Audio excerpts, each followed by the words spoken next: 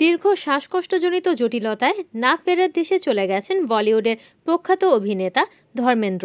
সোমবার 24শে নভেম্বর সকালে মুম্বাইয়ের নিজ বাড়িতে তার মৃত্যু হয়। তার বয়স হয়েছিল 89 বছর। গত অক্টোবরের শেষ দিকে শ্বাসকষ্টের সমস্যা দেখা দেওয়ায় ধর্মেন্দ্রকে মুম্বাইয়ের ব্রিজ ক্যান্ডি হাসপাতালে ভর্তি করা হয়েছিল। চিকিৎসা শেষে গত 12 দিন আগে হাসপাতাল থেকে বাসায় ফেরেন তিনি। সোমবার সকালে নিজের জুহুর বাসভবনে মৃত্যুবরণ করেন তিনি। প্রখ্যাত এই অভিনেতার মৃত্যুর খবর ছড়িয়ে পড়তে তার বাড়ির আশেপাশের ভক্তরা জড়ো হতে শুরু করেন। তাৎক্ষণিক ব্যবস্থা নেয় পুলিশ।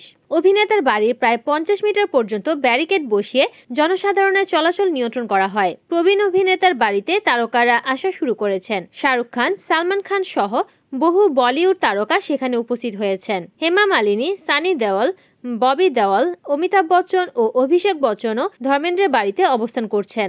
মুম্বাইয়ের ভিলে পার্লে শ্মশানেও নিরাপত্তা ব্যবস্থা জোরদার করা হয়েছে। 1960 সালে মুক্তিপ্রাপ্ত দিল ভি তেরা হাম ভি তেরে সিনেমার মাধ্যমে বলিউডে প্রবেশ করেন ধরম সিং দেওল। তার খাঁটি বডি আর অ্যাকশন পারদর্শিতার জন্য ভক্তরা তাকে হিম্যান উপাধি দিয়েছিলেন।